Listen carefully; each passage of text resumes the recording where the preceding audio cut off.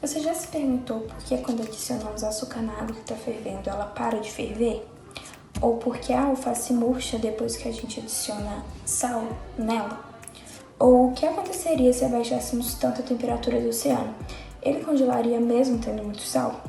Ou até mesmo o que é a osmose reversa? Todas as perguntas podem ser respondidas através das propriedades coligativas das soluções. Elas são divididas basicamente em 4: natrioscopia, tonoscopia, osmose e ebulioscopia. E vamos apresentar todas elas para vocês hoje, a fim de responder essas perguntas. Mas antes, para a gente começar a entender algumas coisas melhor, vamos apresentar um experimento para ajudar a gente lá na frente. Olá, pessoal! Neste experimento utilizaremos uma panela, açúcar e 200 ml de água, e um aparelho de aquecimento, no caso, fogão. Como estamos realizando esse experimento em casa, iremos realizar 3 repetições para cada solução. Isso nos mostrará se podemos confiar nos resultados obtidos. Após cada repetição, a panela será lavada e deixada de lado para chegar em temperatura ambiente. Isso é importante para obtermos resultados confiáveis. Estamos realizando este experimento em uma temperatura de 27 graus Celsius. Primeiramente, vamos adicionar 200 ml de água à panela e levar a panela ao aquecimento. Voltaremos aqui quando a água entrar em ebulição. Como podemos ver, a água entrou em ebulição em 2 minutos e 1 segundo. Agora iremos repetir esse mesmo procedimento mais 2 vezes.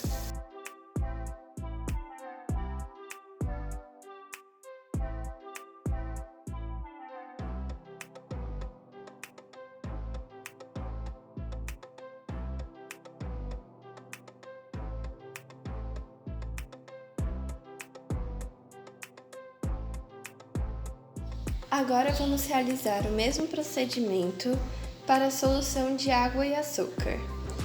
Vamos adicionar 2 colheres de sopa a 200 ml de água.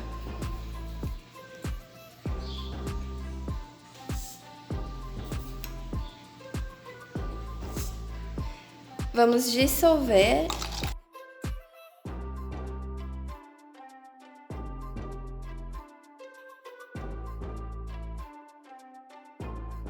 Vamos adicionar a solução de água e açúcar à panela e levar ao aquecimento.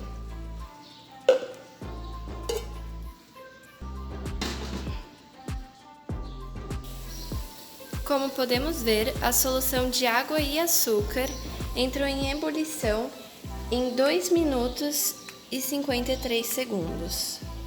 Agora iremos repetir esse mesmo procedimento mais 2 vezes.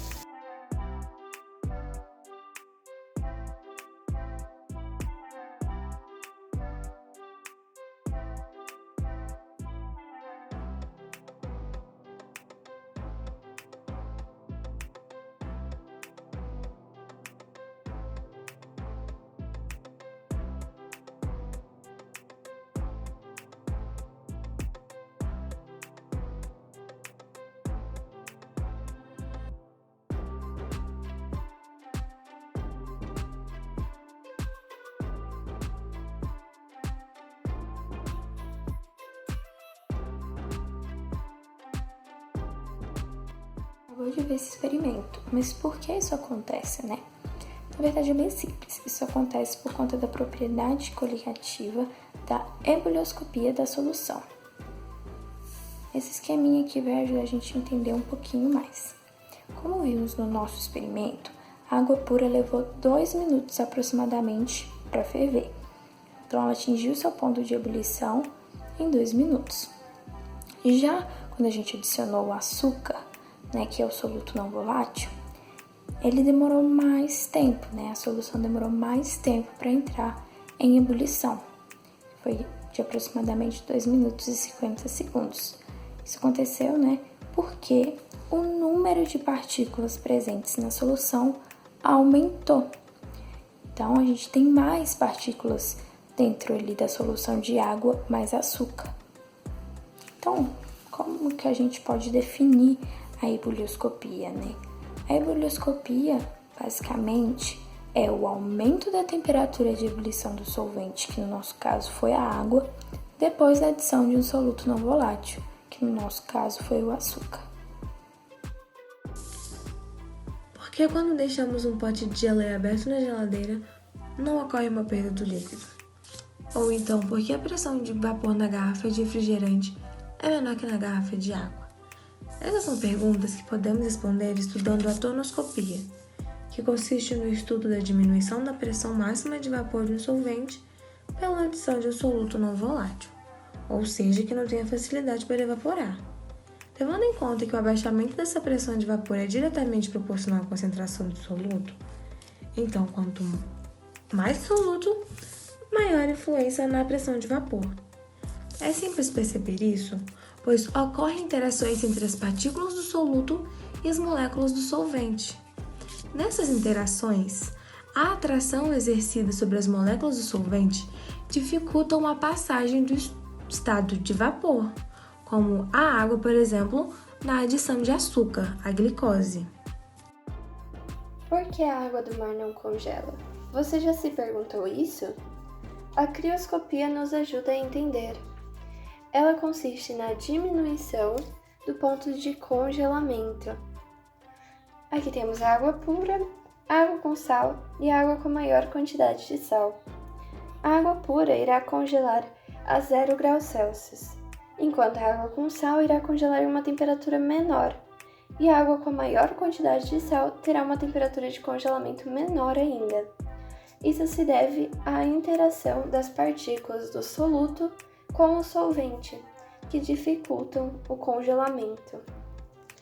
Voltando à nossa pergunta, por que a água do mar não congela? Bom, na verdade ela congela sim, porém ela irá congelar em uma temperatura menor do que 0 graus Celsius, devido à quantidade de sal dissolvida na água. Oi pessoal, então, esse experimento que nós vamos realizar agora é para poder ensinar a osmose de uma forma bem didática e simples através das batatas. Nesse experimento, a gente vai precisar de sal, açúcar, 2 batatas, que a gente vai ter que cortar elas ao meio, papel toalha para poder secar e colher para a gente poder fazer o furinho nas batatas. Logo em seguida, você vai pegar as 2 batatas e vai fazer um corte das batatas no meio. Com cuidado, porque nesse processo você precisa utilizar a faca.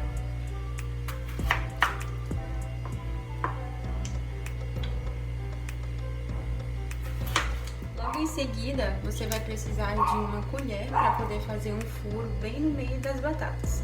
Então, você utiliza a colher dessa maneira.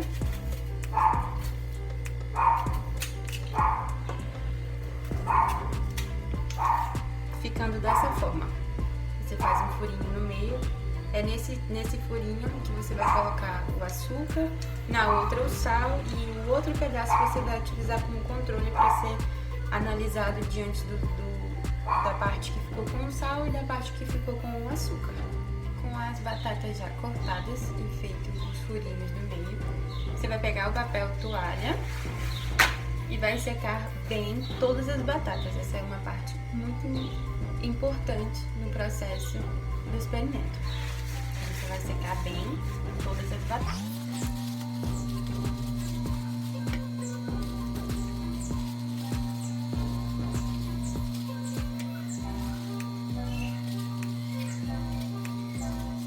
Com as batatas cortadas e secas com papel toalha para uma melhor análise do experimento, você deve etiquetar cada um dos pratinhos para identificação. Então, a batata que vai ficar com açúcar, a batata que vai ficar com sal e a batata controle, que vai ser analisada no final em como ficou a batata com açúcar e a batata com sal e a batata controle, que não tem nenhum dos dois. Nessa parte do processo, nós pegamos uma colher de sopa mesmo, e adicionamos o sal e o açúcar nos respectivos pedaços.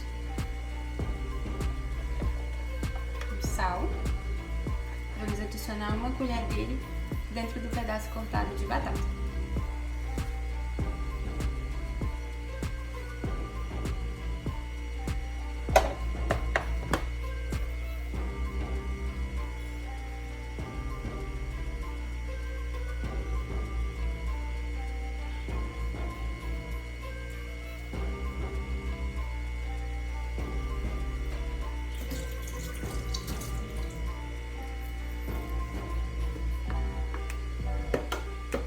logo em seguida fazemos o mesmo, só que com açúcar na batata em que ficará o açúcar.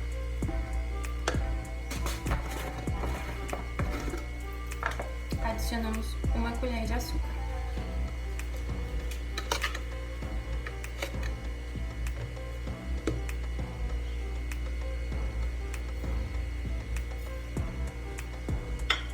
Ingredientes adicionados às batatas, nós aguardamos alguns minutos, geralmente em torno de 30 minutos, para observar o que vai acontecer. Após 30 minutos, é possível observar que tanto a batata com o açúcar, como a batata com o sal, ficaram molhadas.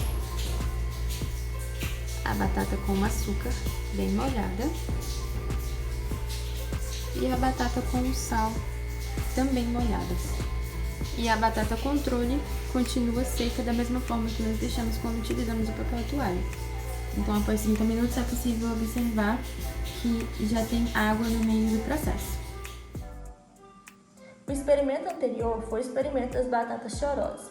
E esse experimento foi usado para representar o processo de osmose. E a osmose nada mais é do que um fenômeno que acontece quando as moléculas de água atravessam as membranas de um lado menos concentrado em soluto para um lado mais concentrado. E o experimento aconteceu da seguinte forma: foram utilizadas 3 batatas. Em uma das batatas foi adicionado sal, na outra batata foi adicionado açúcar e na terceira batata não foi adicionado nada. E imediatamente é perceptível que assim que foi colocado o sal e o açúcar já houve mudança nas batatas, elas começaram a ficar úmidas. Porém, depois de aproximadamente 30 minutos foi perceptível que houve outras mudanças nas batatas. Na batata que foi adicionado o açúcar, ela teve alta concentração de água, o que não aconteceu com a batata que foi adicionada sal, porque ela perdeu bastante água, ela sofreu uma desidratação. E na batata controle não aconteceu nada, continuou da mesma forma.